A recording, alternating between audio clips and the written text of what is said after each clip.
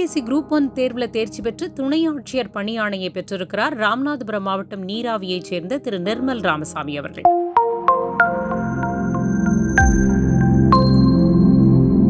எல்லாருக்கும் வணக்கம். என்னுடைய பெயர் ஆர் நிர்மல் ராமசாமி. நடந்து முடிந்த குரூப் 1 தேர்வில் ரேங்க் 28 செக்யூர் பண்ணி டெப்டி கலெக்டர் போஸ்ட் சூஸ் பண்ணியிருக்கேன். அதுக்கடுத்து எத்திக்ஸ் வந்து ஃபஸ்ட் பேப்பரில் யூனிட் 3. ஸோ இது வந்து 50 மார்க்ஸ் வெயிட்டேஜ் இருக்குது. 50 மார்க் வெயிட்டேஜ்ன்றதுனால இதை ரொம்ப லேசாகவும் எடுத்துக்கூடாது. அதுக்கு உண்டான கரெக்டான எஃபோர்ட்டை நம்ம கொடுக்கணும். ஸோ இது வந்து ஒரு நியூ சப்ஜெக்ட். போன தடவை வந்திருக்கு, இப்போ இந்த தடவை வந்திருக்கு. 2 டைம் தான் வந்து நமக்கு கொஸ்டின்ஸ் வந்திருக்கு.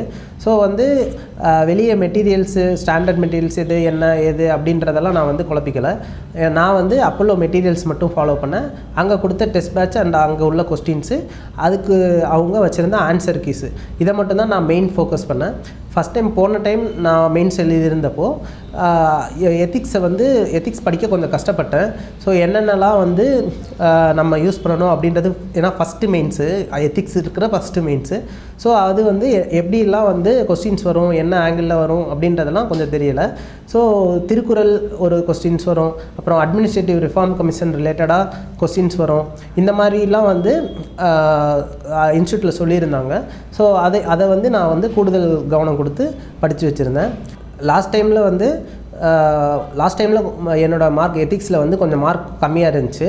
ஸோ அதை பார்த்து எப்படி வந்து இம்ப்ரூவ் பண்ணலாம், இந்த டைம் வந்து எப்படி இம்ப்ரூவ் பண்ணலாம், போன வாட்டி என்ன படித்தோம், என்ன வந்துச்சு, அதை நான் எப்படி அப்ரோச் பண்ணியிருந்தேன், எப்படி மார்க் வந்து கம்மியாக வந்திருக்கு அப்படின்றத பார்த்து அனலைஸ் பண்ணேன்.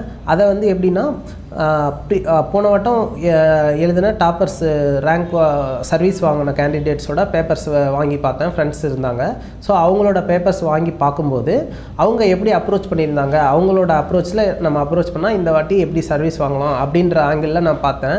ஸோ வந்து சிம்பிளாக வந்து நம்ம அப்ரோச் பண்ணுறோன்னா, வேர்ட்ஸ் எல்லாம் ரொம்ப சிம்பிளாக தான் இருந்துச்சு அவங்களோட பேப்பரில். நம்ம வந்து ரொம்ப காம்ப்ளிகேட் பண்ணி எழுதணும் அப்படின்றது அவசியம் இல்லை.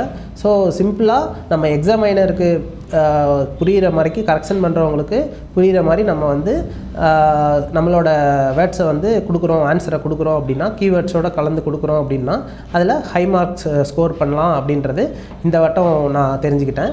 ஸோ வந்து அந்த மாதிரி தான் எழுதியிருந்தேன். ரொம்ப காம்ப்ளிகேட் பண்ணாமல் எனக்கு என்ன புரிஞ்சிருக்கு அப்படின்றத ஈஸியான வேர்ட்ஸில் தெரிகிற மாதிரி நான் வந்து எத்திக்ஸை அப்ரோச் பண்ணேன். ஸோ வந்து இந்த மாதிரி திருக்குறளுக்கு ஒரு நோட்ஸு, அப்புறம் அட்மினிஸ்ட்ரேட்டிவ் ரிஃபார்ம்ஸ் கமிஷன் ரிலேட்டடாக ARC 1, 2 இதில் வந்து அதோட ரிப்போர்ட்ஸோட க்ரக்ஸு, இந்த மாதிரி எல்லாம் வந்து நம்மளோட நோட்ஸை வந்து நம்ம மேக் பண்ணி வச்சுக்கிட்டா எந்த கொஸ்டின் கேட்டாலும் அதை அப்ரோச் பண்ணுறதுக்கு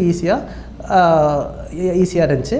ப்ளஸ் வந்து எத்திக்ஸை பொறுத்த வரைக்கும் சில வேர்ட்ஸ் இருக்கும். ஸோ நம்ம நார்மலாக எழுதுகிற ஆன்சரை எத்திக்ஸ் ஓரியன்டாக மாற்றணும்னா அதுக்கு சில வேர்ட்ஸ் லைக் அக்கௌண்டபிலிட்டி, இன்டெகிரிட்டி, இந்த மாதிரி டிரான்ஸ்பரன்சி, இந்த மாதிரி வேர்ட்ஸ் எல்லாம் வந்து நம்ம வந்து யூஸ் பண்ணணும் எத்திக்ஸில். ஸோ இந்த மாதிரி வேர்ட்ஸ்லாம் நம்ம யூஸ் பண்ணுறப்போ நம்ம நார்மல் ஆன்சரை நம்ம வந்து எத்திக்ஸுக்கு ஓரியன்டாக நம்ம கொண்டு போகிற மாதிரி இருக்கும்.